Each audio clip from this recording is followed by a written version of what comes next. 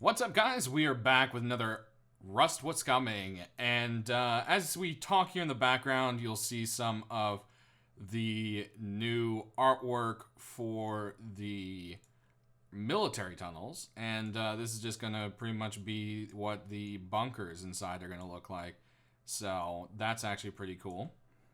They finally kind of look torn up and messed up. So this week's been a lot of changes to gameplay and how things work.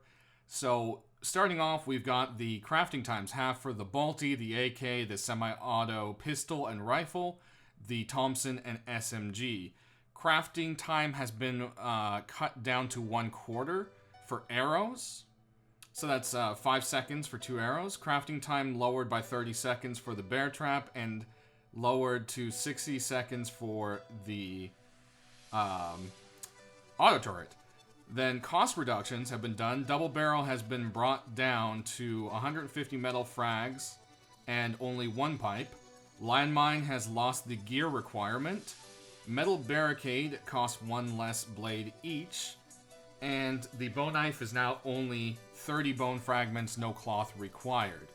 So that's actually some neat little changes. The F1 grenade has also had quite a bit of a change to it. They took the spring cost out, as well as it's only for anti-personnel, no more raiding. So that is quite interesting. Moving on here, we've got some pictures of the Overgrowth that's going to be starting out with the radtowns, and I'd have to say it looks actually pretty nice. They've done a pretty stand-up job with it there. So you can see the dome there. The only thing I don't like is it looks kind of dead, and I was hoping the Overgrowth would be a little bit more lively. Rust is kind of taking a turn from being green to very yellow and brown, so I'm hoping they kind of spruce it up a little bit there.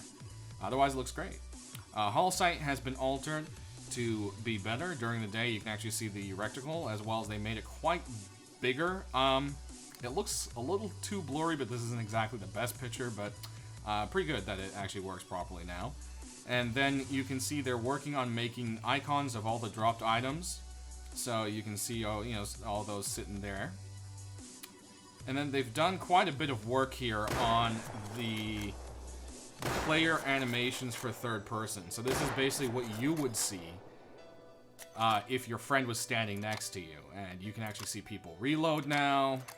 The firing is working properly. Where they're aiming is where they actually aim.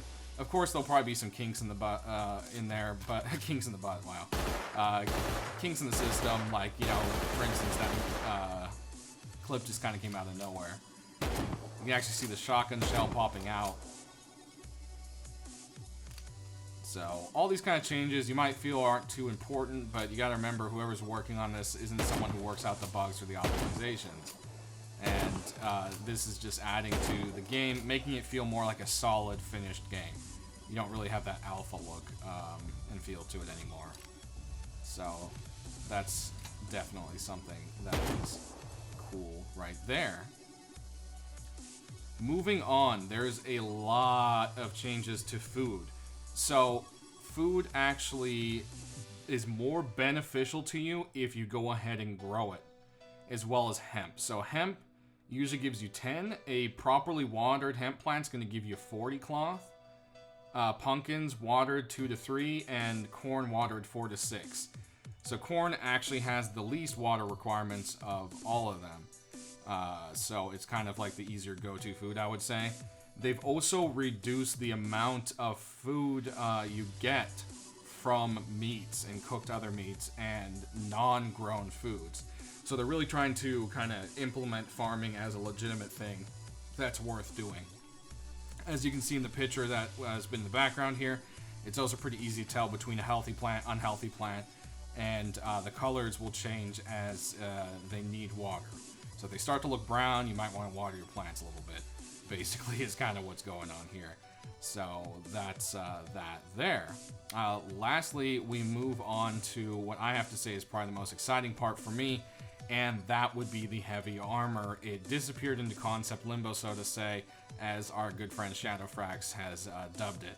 And it's been there, and it's sitting around, and I thought, oh boy, it's never coming in. And they're working on it. So it's actually going to be ready to rig probably by next week, according to them. And then it's pretty much just up to Hulk to balance it and figure out how to put it into the game without it being too OP. Hopefully what they do, in my opinion, is make the wearer be slower and very loud. And I think that will help balance it quite a bit. So that's probably the area they're going. They know what they're doing, so they already have that tracked on mind. But that pretty much covers it for this week. And there's a few other little changes you can check out in the dev blog. Also, the original Rust menu music is going to make a comeback with a new mixed track straight from their Audio Genius. So if you want to hear that, I wasn't able to download it for some reason. I was having a lot of problems with that. Go ahead and check out the dev blog. It's up at the top, and give it a listen and get some nostalgia from that. So, as always, guys, thanks for watching. Don't forget to click that like button, and we'll see you next time with more Rust news and information.